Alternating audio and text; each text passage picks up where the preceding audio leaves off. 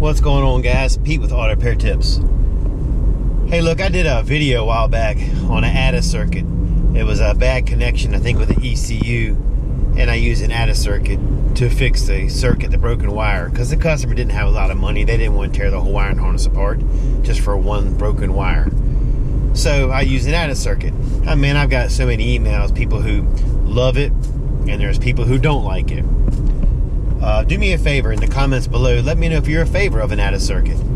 And for those of you who've never used one, it's a pretty neat little thing. You go right to your fuse panel and you pull out a fuse. Could be a number 10 amp, 20 amp, whatever. You pull it out, you put the ATA circuit in, you run your wire. You could be installing a radio, an aftermarket CB, anything that you want to add a circuit to, and then you put another fuse in here, and it gives you another fused circuit. A circuit that will, if something shorts, it's going to blow. You're not going to damage anything. So it's a perfectly good fix for someone who wants to repair a car, a cheap car, and they don't have a lot of money. A prime example is I had one come in today. It was a 99 Honda CR-V. The guy didn't want to sink a lot of money in the car. It's a beater car, you know. He drives it and doesn't care if he runs into a wall. And his the dash lights weren't working when he cuts the headlights on. So what we did was, there was a wire somewhere in his harness. Nothing was shorted, it just broke.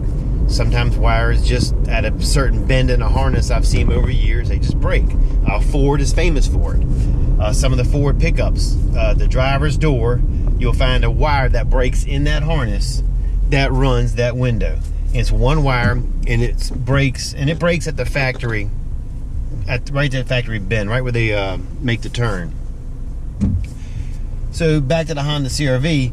So rather than tear this guy's harness apart, I bought a $3 ATA circuit, and we ran a circuit from there to the headlight switch, and it worked perfectly fine. So rather than going into the guy's harness and spending a ton of money, he spent like $50 to add a circuit.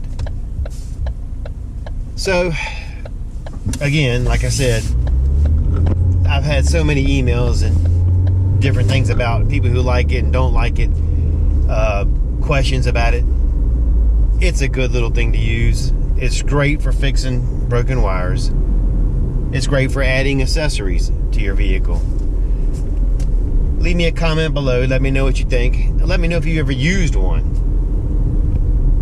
All right, thanks again for watching, and we'll talk to you later.